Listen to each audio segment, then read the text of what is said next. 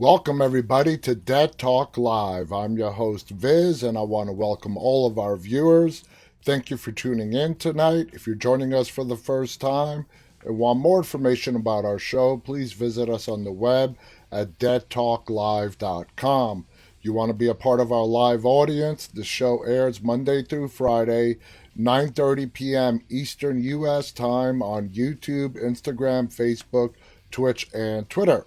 Want to say a big thank you and welcome to all of our moderators. We have Marie on the Instagram side, Saz and Khaleesi over on the YouTube, Facebook, Twitch, Twitter side. Thank you guys.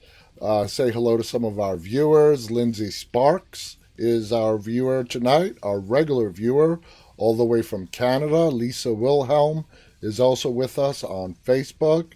Cece Weezy is joining us. Zoe, another regular viewer, is tuning in from Twitter.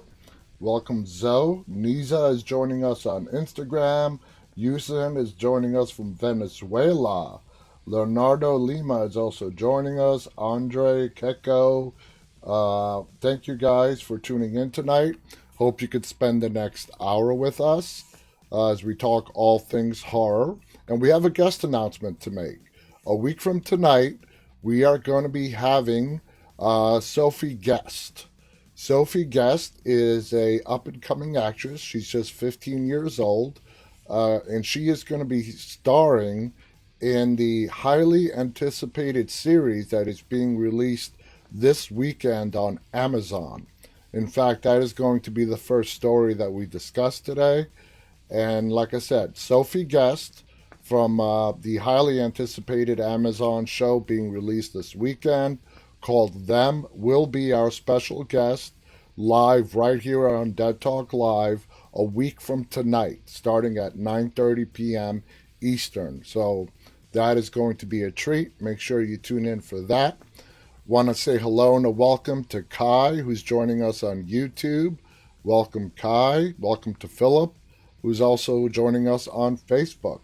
So let's go ahead and get started. And for those of you who have not heard about this show, it is Amazon's newest horror series. It's called Them, and it's the stuff of nightmares. Here is this writer's honest review. It may contain some spoilers, but we're okay with that.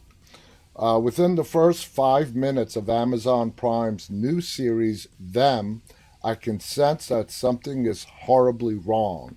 It starts off innocently enough. A black mother prepares a snack for her toddler in an isolated suburban home. Then along comes this random stranger who innocently plays with the family's dog. That's never a good sign. But then she starts to sing Stephen Foster's Old Black Joe. The dog mysteriously vanishes. The baby starts to cry, and suddenly this visitor doesn't look so friendly. At this point, I'm already on edge, waiting with bated breath for the ultimate jump scare or some kind of release, but it never comes. Instead, that palpable tension just continues to build, and at the end of the first episode, I'm still left holding my breath. For those who are unfamiliar with Them, it's the new horror anthology series that just hit Amazon Prime. And while I've only just started watching this series, I'm already horror struck. It says to continue reading about the cast and whether or not it's worth the watch. So, what is Them about? According to the official synopsis, Them is a horror drama that explores terror in America. In the first season, called Them Covenant, we follow the Emerys, a black family who moves into an all-white neighborhood in Los Angeles during the Second Great Migration. When they get there, however, they confront evil forces that threaten to destroy them all. In her interview with Vogue, Lena Waithe, who serves as the executive producer, explained that the purpose is to highlight the darker side of the black experience in America. She said it's going to ruffle some feathers It's going to trigger some people. It's not going to be an easy watch, but it will be unforgettable. She continued, it's not about exploiting black pain, it's about not allowing the world to act as if we black people have to just be okay. There's a reason why we're not. Even though the show takes place in the 1950s, what happened then still affects us today. The cast includes quite a few familiar faces. Harriet actress Deborah Irine stars as Lucky Emery, while Ashley Thomas plays her successful husband, Henry. Shahadi Wright Joseph, who you might recognize from Jordan Peele's Us, plays their eldest daughter. Ruby Emery and Melody Hurd play Gracie, their youngest. Meanwhile, Allison Pill, best known for Scott Pilgrim vs. the World, stars as the family's racist neighbor, Betty Wendell. Other cast members include Ryan Kwanten, Christopher Heidenhall, Jeremiah Burkett, and Liam McIntyre. Is it worth the watch? If you're a fan of the hair-raising suspense, jump scares, and sharp commentary about America, then you're definitely in the right place. While I've only seen the first episode, I can honestly say that I haven't felt this scared in a long time. From the eerie, judgmental gaze of white neighbors to the mysterious home invasion, I was terrified for this family and teetering on the edge of my seat the entire time. But here's the thing, the overt racism wasn't even the scariest part. It was simply knowing that the worst is yet to come. Since the Emerys are technically dealing with layers of trauma both outside and inside their home. As expected, the acting is also phenomenal, but the immediate standout is Ariane's Lucky. From the moment she enters the new neighborhood, she's ill at ease, and you can feel that discomfort.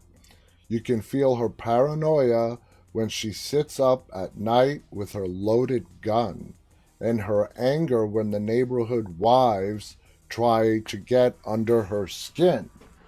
As Waith previously mentioned, this is far, and I mean far, from feel good content, but tackles an important piece of history in a pretty unique way.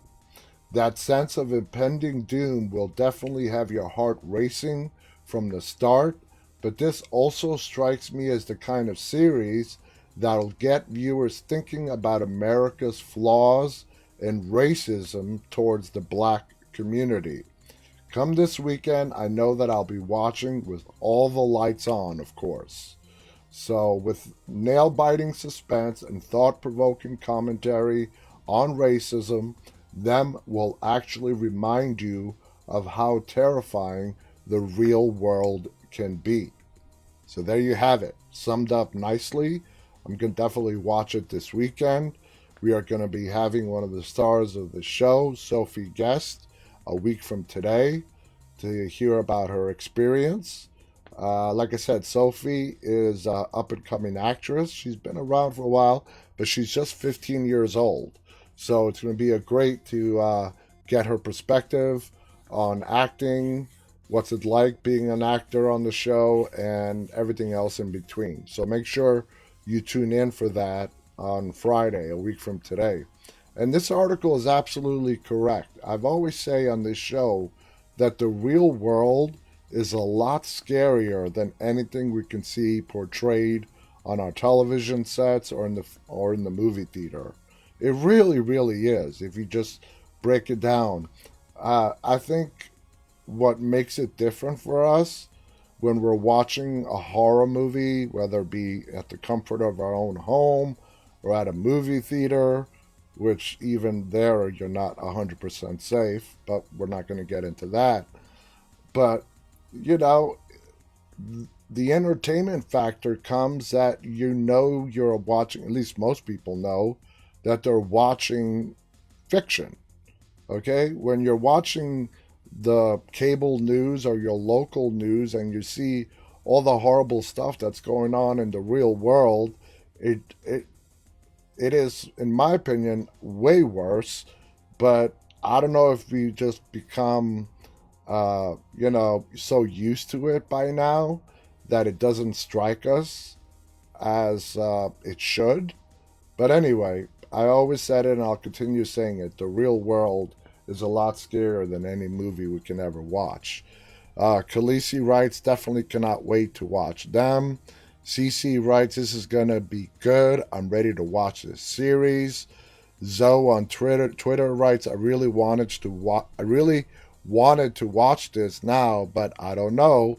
Will I be traumatized?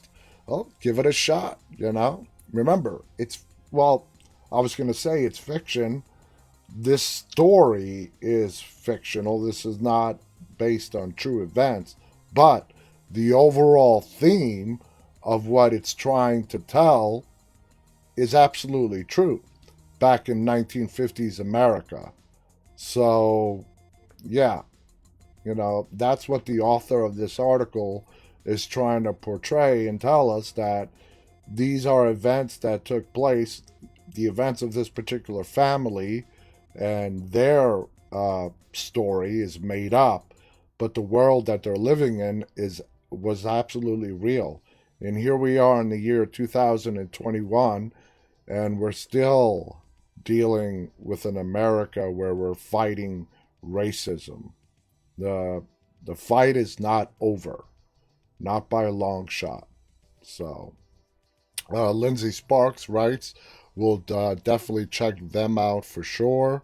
Cece writes, I live in the South. Trust me, I know. I know. Yeah, yeah. It sucks. Anyway, moving on.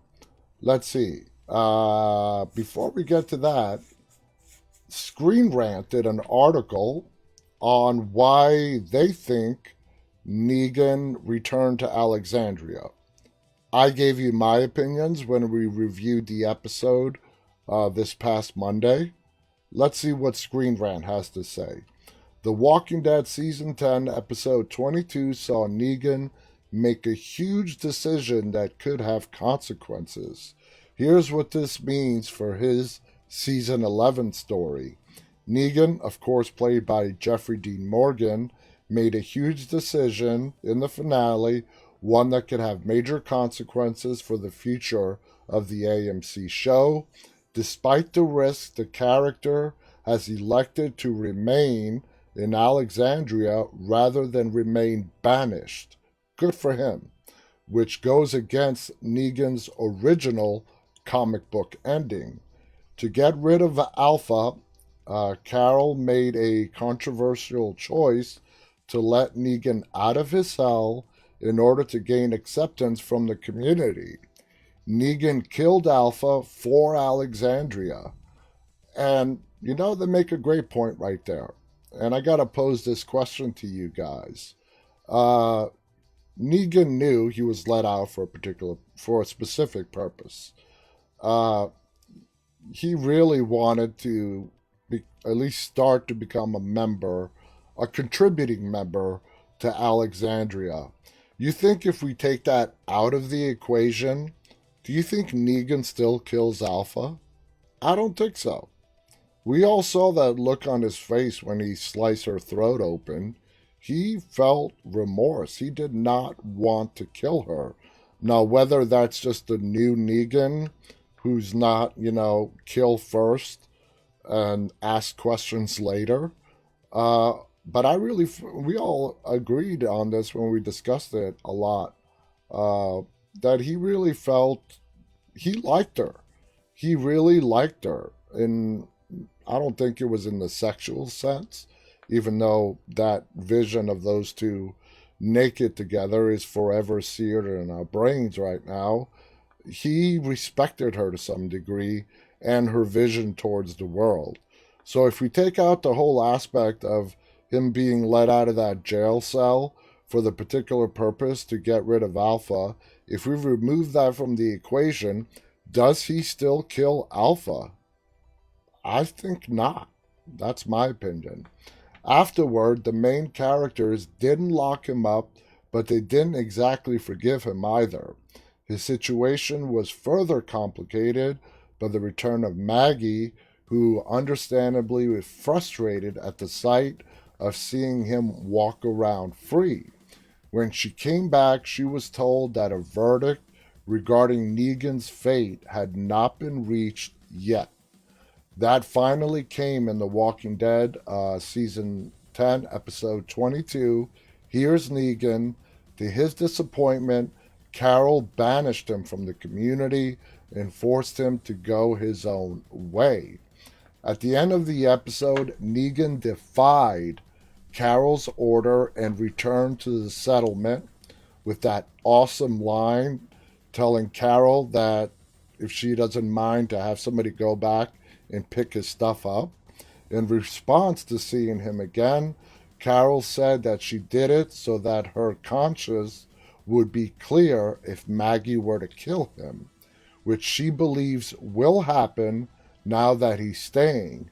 It's likely that Carol's opinion on the matter is shared by most members of the community, especially the ones who were around during the conflict with the Saviors. I personally don't think Maggie is even going to attempt to kill him. She has a son now, she's a mother. This is not the same Maggie we saw, before the time jump. She hates him, no doubt about that, but I don't even think she's going to make a play to try and take him out. What this means is that Negan can count on the people of Alexandria to raise a hand in his defense if Maggie comes for him now. To Carol, Negan refusing to accept banishment essentially absolves them of any responsibility of what comes next. And, it basically means that if Maggie does kill him, it won't be on Carol's conscience saying, hey, I tried to save you and got you this cabin where you could do whatever you want. You're the one who decided to come back. In other words, Negan being killed by Maggie is now on the table. If she were to eliminate him now, there's a good chance she wouldn't face any repercussions for it. Few would blame her for avenging her husband's death. It does feel like Negan's choice has made his death in season 11 a real possibility. He survived the comic book version of the story, but that's largely due to the fact that he accepted a life of isolation. And I'm going to go on the record right now. If they actually decide to kill off Negan's character on The Walking Dead towards the end of the series in 2022, I think it's going to be a huge mistake because they have a lot of spin-offs coming. Yeah, the Mother Show is coming to an end, but they could use him in so many different ways to bolster any one of the upcoming spin-offs of The Walking Dead. So I'm just going on the record saying that if they do kill off Negan's character, I think it would be a huge mistake. Emmy on Facebook writes, if she really liked Alpha, then why did he kill her, I think you mean? Lindsay writes, it wouldn't work. I agree with you, Viz. I don't think Maggie will kill Negan. Lisa on Facebook writes, I still wonder why Rosita thinks about Negan being part of the community. I might be missing something if that's been discussed on the show. That's a great point, and it has not been discussed. How about Rosita? Now, Sasha died during All Out War, but Rosita, even though Abraham, was a dick to her and the way that he broke up with her, she still loved him, I believe, and had feelings for him, was very upset when the way he ditched her for Sasha, but for everything that we have basically not seen on the show, the whole Rosita Negan thing is not even an issue. That's the only thing we have to go by. Emmy writes, "Oh, I hope they will not kill the character of Negan." A lot of people feel the same way. Zoe on Twitter writes, "I agree." So, let's see. K-pop is with us on Instagram, saying, "Have I ever listened to K-pop?" Nope. Sorry, can't say that I have. It does feel like Negan's choice has made his death a possibility. So where did I leave off? In the comic book, a remorseful and broken Negan made Maggie rethink killing him, but the TV version of her, who already went through that scenario in season 9, may not back down in season 11 because she originally believed he would be locked up for the rest of his life. Living in the same town with him is bound to lead to disaster sooner or later. By being in Alexandria in The Walking Dead season 11, Negan will be there when the Commonwealth story starts to develop, and the tension between him and Maggie is sure to escalate during this time. And wouldn't it be a nice twist if the writers of this show, early in season 11, uh, put situations in both Maggie's and Negan's path that sort of force them to work together in order to survive? And that is what might lead Maggie to not forgive. She's never going to forgive him for what he did, but learn to coexist with him. That's the best you can ask for. What he will do about a potential confrontation remains to be seen, but his defiant attitude and smirk in episode 22 may provide a hint, given that Negan truly wants a life for himself in Alexandria. He may be prepared to fight back when and not if Maggie makes her big move. So the person who wrote this article is convinced that Maggie is going to make a move. I am not that convinced. Lisa writes, "I hope they don't kill him off either. He's beneficial, despite what he's done in the past, and he's a good fighter." Yes, he is, and he's very smart as well. So that's the end of this article. So nothing really new, nothing we haven't already discussed, but we just have to wait and see what actually happens between Maggie and Negan. But right here, that smirk, the picture of that look, of that smirk on his face, one of my favorite scenes, and here's Negan. He's like, "I'm here. You want to make your move? Go for it." So, horror never ends. The Texas Chainsaw Massacre returns again. Director Fede Alvarez has confirmed he will produce a direct sequel to the 1970s horror classic Texas Chainsaw Massacre, coming out later this year. David Blue Garcia will direct. So, what they mean by direct sequel, the movie itself has already had sequels. So, what they're doing is they are following the blueprint of what turned out to be a very successful idea with like the Halloween movies. Halloween 2018 is meant for you to ignore every sequel that happened after the original Halloween and make Halloween 2018 be the actual sequel. And that is what they're trying to do with the Texas Chainsaw Massacre. Forget every other movie that came after the original, and this new movie is going to be the actual sequel. Like I said, it was very successful for the Halloween franchise. Halloween 2018 was great. We're all looking forward to Halloween Kills and Halloween Ends. But just because it worked for Halloween 2018, which you got to mention, it did have John Carpenter running the show again. doesn't mean it's going to be successful for every other franchise that's been around for a while. But, you know, in their way of thinking, what do they have to lose? On Bloody Disgusting's The Boo Crew podcast, Alvarez said it is a direct sequel. It is Old Man Leatherface. He said special effects for the film are classic, old school gags, a lot of the approach that we had with Evil Dead, never visual effects, to do everything on camera. It's a very old school approach to filmmaking. Vintage lens, it's very similar to the original film. So, it sounds interesting. Horror master Toby Hooper, who directed and co-wrote the original in 74. Wow, 74. That was the year I was born. He also directed the groundbreaking paranormal film The Poltergeist, produced by Steven Spielberg, and the critically acclaimed Stephen King adapted television miniseries Salem's Lot. In Texas Chainsaw Massacre, a group of young people are traveling in rural Texas.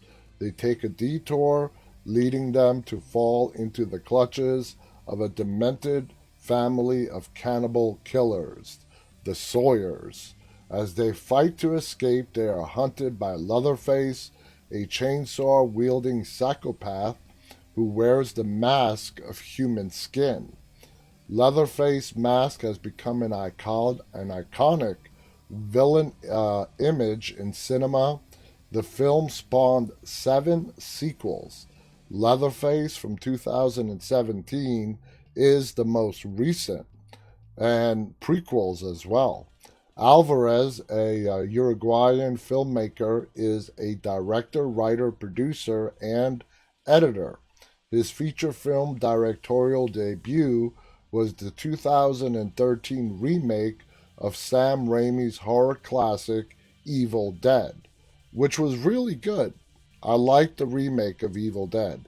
He co-wrote this film with Rodo Segues, his frequent co-writing collaborator. They have also collaborated for Don't Breathe, another excellent movie, which is a sequel is coming out for that as well, and the upcoming sequel, Don't Breathe 2, which I just said. Recently, Alvarez directed and co-wrote The Girl in the Spider's Web. So this guy has some pretty good credits to his name. Garcia is an Emmy Award-winning cinematographer, camera operator, and director based in South Texas. His directorial feature film debut, Tejano, which aired on HBO, is a neo-noir film with a bilingual Tex-Mex theme.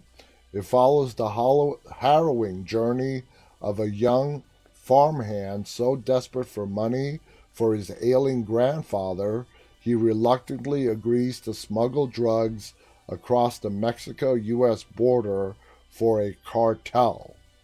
So here's the trailer. It looks like they already have a trailer ready to go. So let's go ahead and take a sneak peek at this.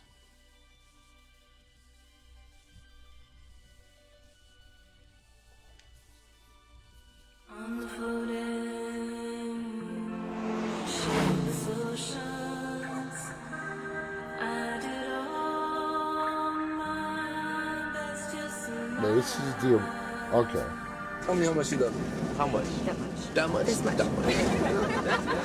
This is not the original. This is the Jessica Biel remake.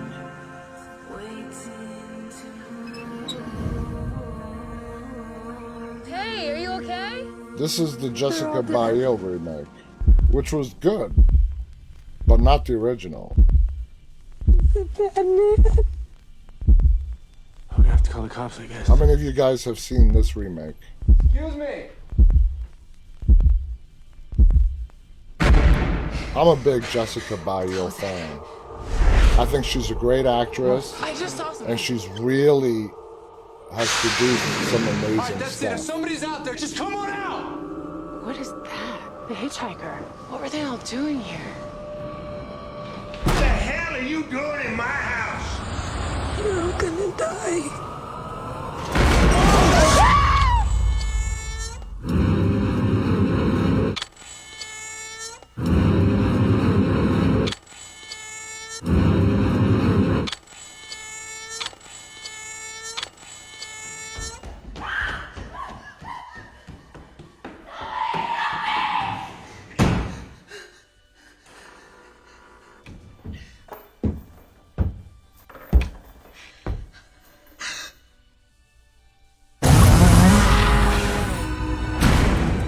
He's killing him! Who's killing who?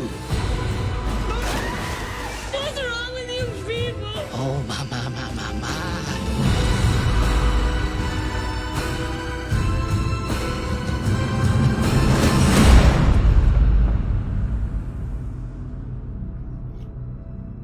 All right, okay, I get it, but if you're writing an article of a sequel that's being made of the original film, why show a trailer of the remake? I don't understand that. The reason why I watched the whole thing, I enjoyed this remake. I'm a big fan of Jessica Biel. Uh, she's still doing a lot of acting, but for those of you that don't know, she's also doing a lot of producing. How many of you guys out there are fans of the series called Sinner? It's had 3 seasons already. Jessica Biel starred in the first season, and they just season 3 aired last year. It's available on Netflix if you guys want to catch up. I believe it originally airs on the USA channel, but that is a great series. And like I said, she was the star. Well, actually, the star, uh, she was the. Every season is a different story following Detective Ambrose. And he gets involved in some kind of twisted murder. But she's been the executive producer for all 3 seasons. It's her idea. And it's a great series. Summer saw Sinner, saying the first season was wild. Zoe on Twitter also is a big fan of Sinner. I love that show. I think it's great. It's amazing. It really has these stories that seem very clear cut in the beginning and when it comes to a murder, but as Detective Ambrose digs deeper and deeper, layer after layer, by the time you get to the end of the season, so much more stuff has been revealed about the incident that took place. It's phenomenal storytelling. So if you guys want to watch it, it is available. All 3 seasons are available on Netflix. And I highly recommend it. So let's see. Khaleesi writes, seen her face in a Facebook series. Can't remember what it was called. All right, so let's see what else we got. The Howling.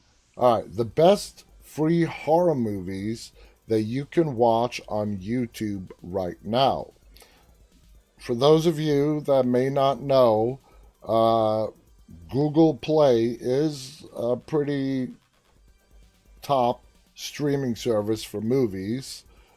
They're not the best of the best out there in regards to when I say quality, I mean the actual no. There's not a whole bunch of 4K or HDR movies, especially if you're watching it on your television. But they have a big collection of movies that you can buy or rent, but they also have free movies that you can watch as well.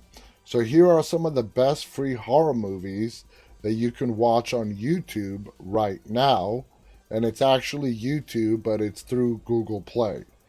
In this trustee on his trustee of the nature of human fear, American multi-instrumentalist Andrew Gold posited that spooky, scary skeletons send shivers down your spine, shrieking skulls will shock your soul, seal your doom tonight. He was right, of course.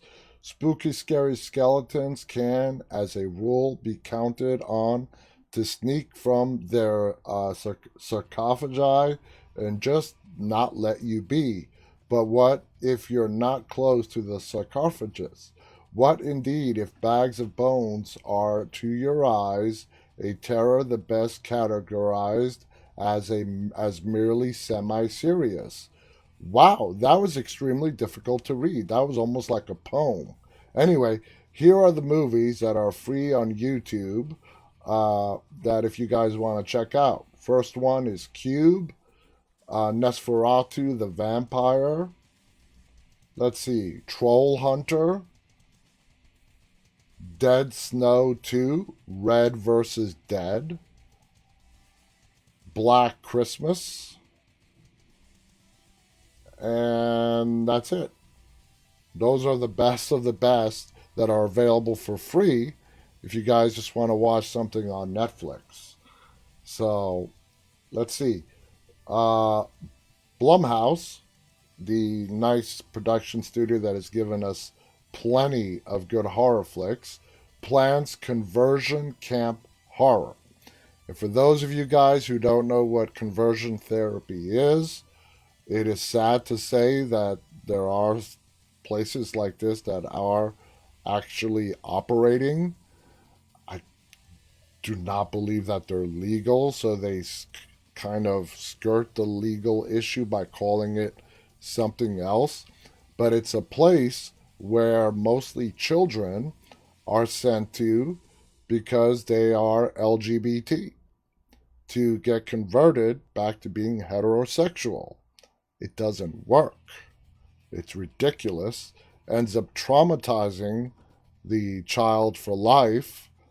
And even adults attend these conversion therapies because they're conflicted, don't like the feelings that they're feeling, and they want them to go away. So they go to these places that are a nightmare. You probably have seen a show or a movie where you've seen a conversion therapy shown camp, and it's just flat out horrific. So let's see what this is. Multiple Oscar-nominated screenwriter and Penny Dreadful creator John Logan from Skyfall, The Last Samurai, Any Given Sunday will make his feature directorial debut on the horror feature Whistler Camp for Blumhouse Productions. The project, which is currently casting, is described as a queer empowerment story set at a conversion therapy camp. No doubt the kids will fight back against the camp counselors engaging in this discredited and abusive practice in which the past used methods ranging from ice pick lobotomies to electric shock. Jason Blum and Michael Aguilar will produce, with Ryan Turek is creatively overseeing the film for Blumhouse. Logan is also penning the script. And that's all the info that they're giving us. So this is still new. It's still casting. These places do exist. The methods that they use are really archaic. They are torture. And they don't work. CC Weezy writes, that shit don't work. And you're right. It does not work. Welcome to Avery on Instagram. 7LMQ has also joined us. Sefat222 saying, what's up? Welcome to all you guys on Instagram. Summer on YouTube writes, the detective had some freaky stuff going on with him. Talking about Detective Ambrose from Sinner. Lindsay Sparks on Facebook writes, I saw an episode of Criminal Minds and it was about conversion therapy. It was sad and terrible. Yeah, I've seen every episode of Criminal Minds. I know exactly which one you're talking about. And it's been on more shows than just Criminal Minds. I'm glad that Hollywood is shedding light that these types of places exist, and they have existed for a long, long time. And for the longest of time, they were being left alone. No kind of help for these poor kids. that are literally being abused at these camps. So I'm glad that Hollywood is starting to shine a light on what goes on at these places so they can all be pretty much shut down. So, anyway, how scary is The Empty Man, the lost thriller, and the next great cult horror film? Checking out the time. Our highly scientific Scaredy scale helps you determine whether movies are too scary for you. For diehards, no horror movie can be too scary. But for you, a wimp, the wrong one can leave you miserable. Never fear, Scarides, that's how it's pronounced, Scarides, because Slate's Scaredy scale is here to help. We've put together a highly scientific and mostly spoiler-free system for rating new horror movies. Marie, this is something that you should check out, since you're a big chicken shit when it comes to horror movies.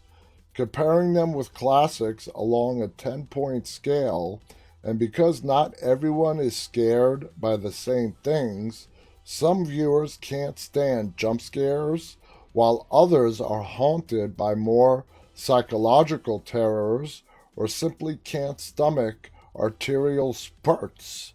I like how they put that. Arterial spurts. Reminds me of Kill Bill. It breaks down each movie's scares across 3 criteria: suspense, spookiness, and gore. Summer writes, I'm definitely on the wimpy side. I hate being scared. I act like a thug, but in real life, I'll be shaking. Marie writes, hey now, be nice. You know I love playing and teasing with you, Marie.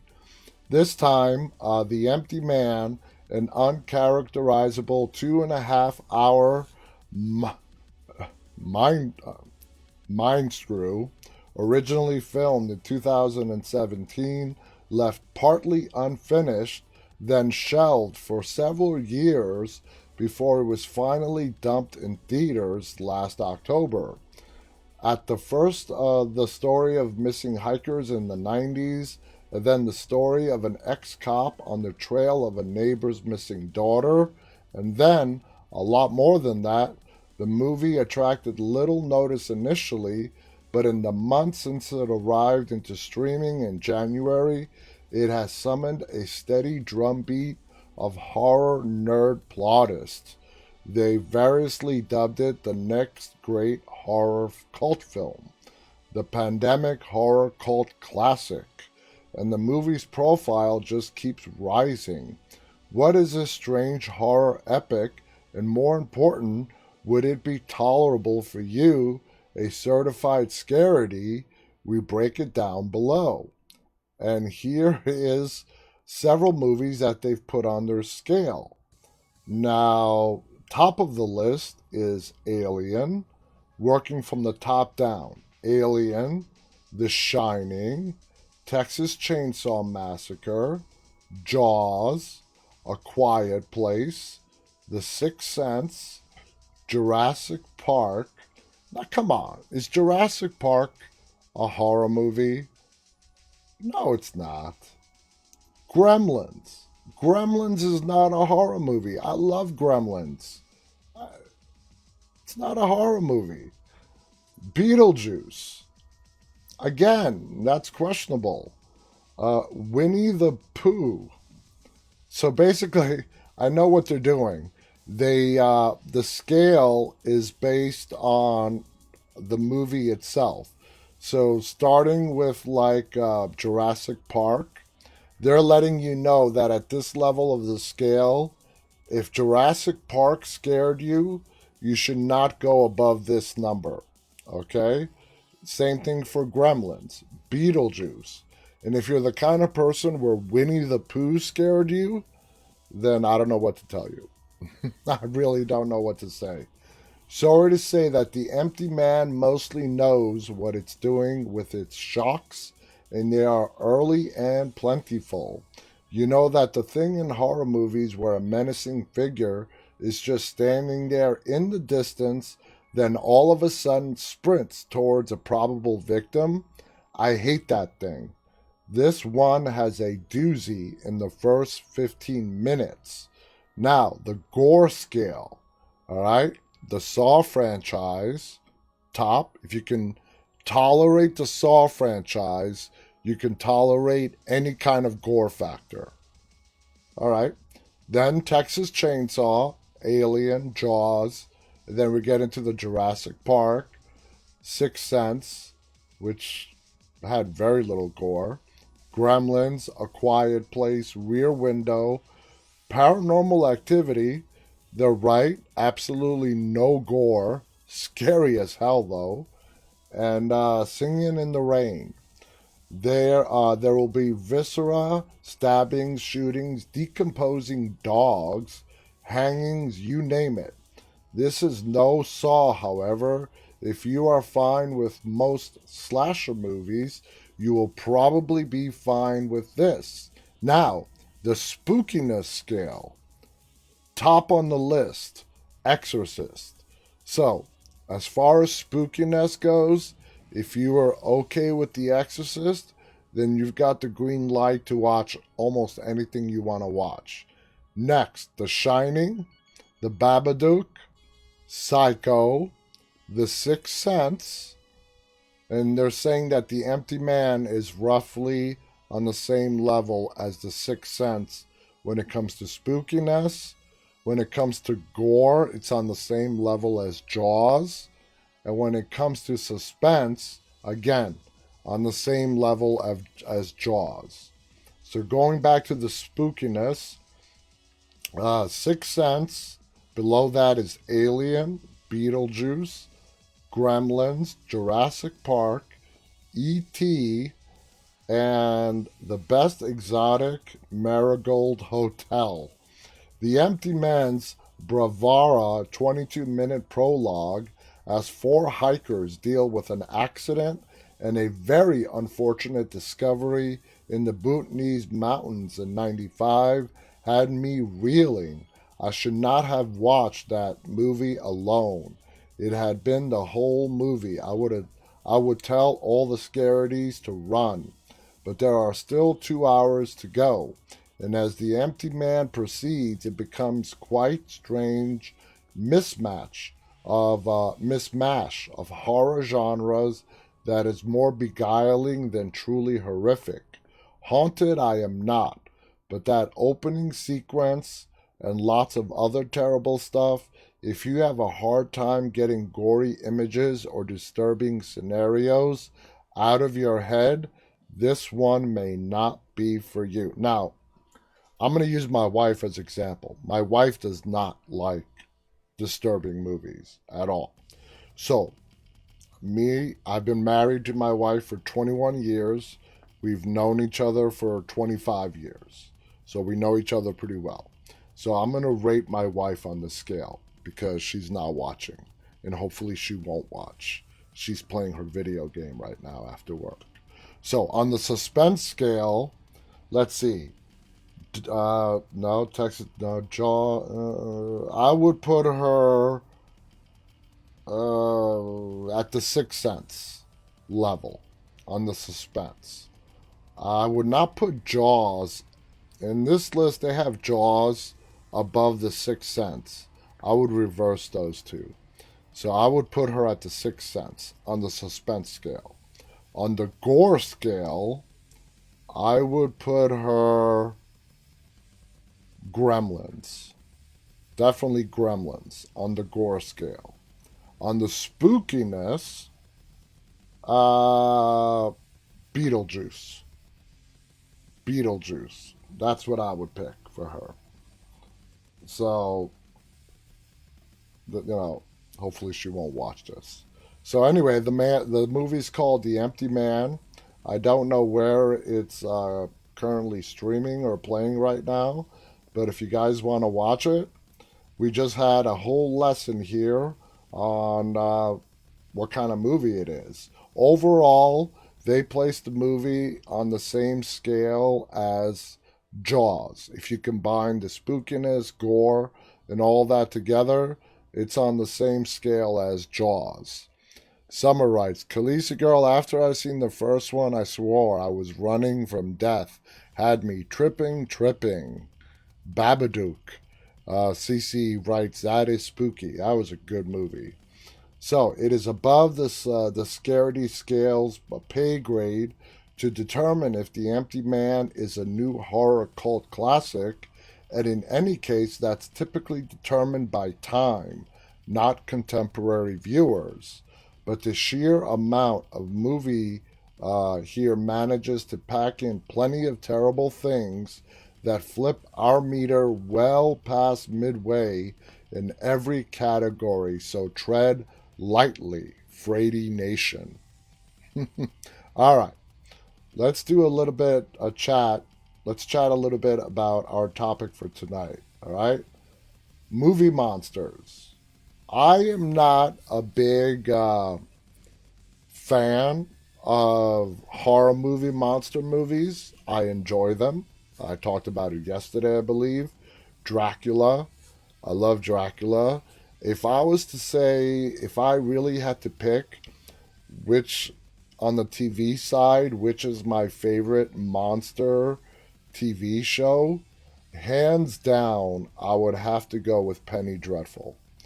Penny Dreadful, I've mentioned this before, was a fantastic show.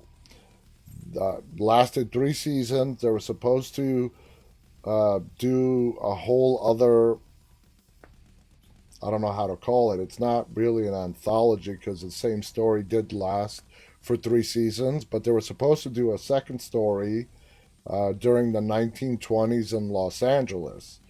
Now, I heard that 2 years ago, but I have not heard anything about it since.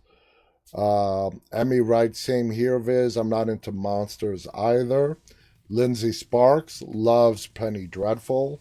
And Lindsay, being a Penny Dreadful fan, do you remember that lullaby that played for the series finale for Penny Dreadful? When I heard that song, it took me a while to find it. And ultimately, I had to get the song from YouTube because I could not find, it's not like an original song that you could find on a soundtrack or anywhere else. So to get it into my music library, I had to get it from YouTube.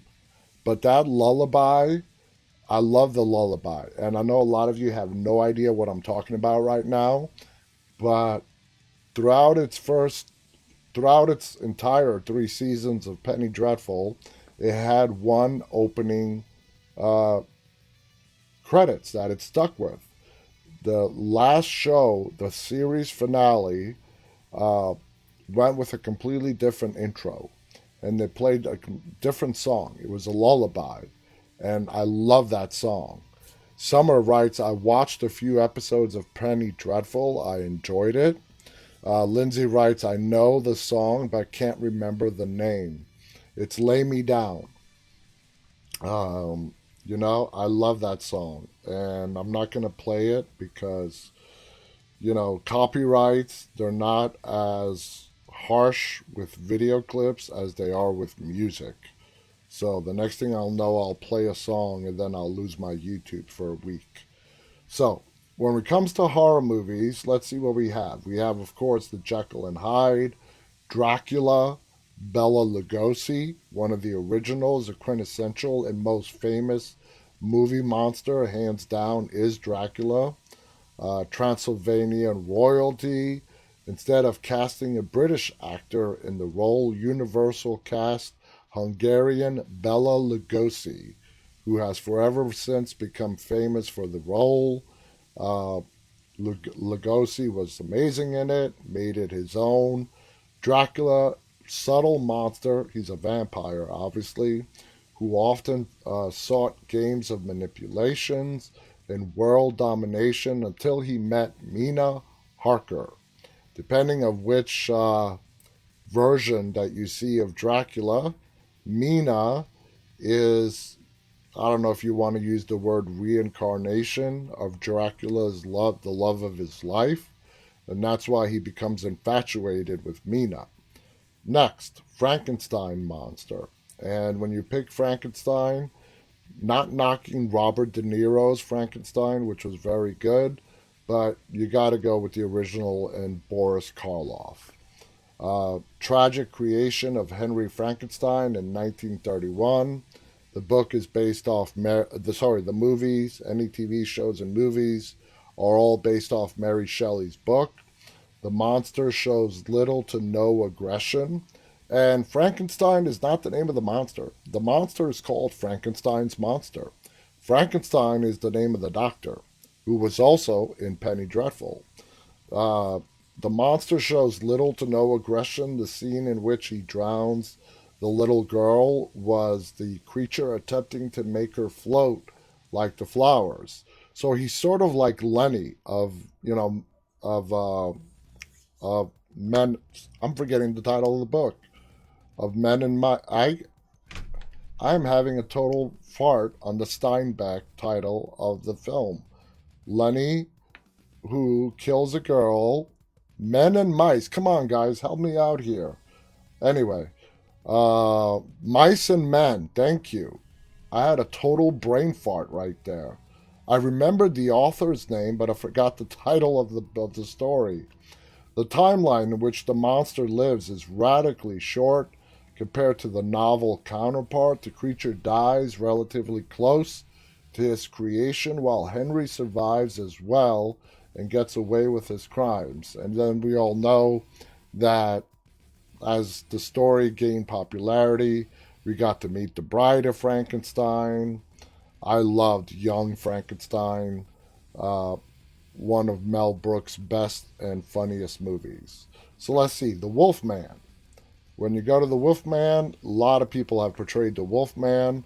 Lon Chaney Jr. We're really out of time. The Thing, Jessica Arness. The Gill Man. How many of you guys remember The Gill Man? The Xenomorph. A lot of monsters. And one of my favorites, besides Dracula, the Predator monster. Now that's classic. You know, we met the Predator monster in the 1980s with Arnold Schwarzenegger. Of course, it became huge, big, and popular. Lots of Predator movies came afterwards, and let's not forget the Alien versus Predator movies. So, Sir Anthony Hopkins was in Wolfman. Yes, Jack Nicholson portrayed Wolfman in Wolf with Michelle Pfeiffer. So, I mean, the list literally goes on and on forever. We are out of time, guys. Thank you so much for tuning in. Hope you guys enjoy your weekend. For anybody that wants to be a part of our live audience, we air Monday through Friday, 9:30 p.m. Eastern U.S. time. You can find us on YouTube, Instagram, Facebook, Twitch, and Twitter. Go on any one of those networks and search for Dead Talk Live. You can watch our show on any of those 5 platforms. Visit our website, deadtalklive.com, to see all of our prior and upcoming guests, see all of our guest interviews, see our 4 most recent episodes. Like I said, I hope everyone has an amazing weekend. I'll be back on the air on Monday. Tuesday, we have the star of the original Day of the Dead, Laurie Cardille. Friday, we have Sophie Guest, the actress who's going to be in the movie Them on Amazon Prime that we discussed in the beginning of this show. Till Monday, guys, stay safe. Always stay walking. Good night and have a great weekend.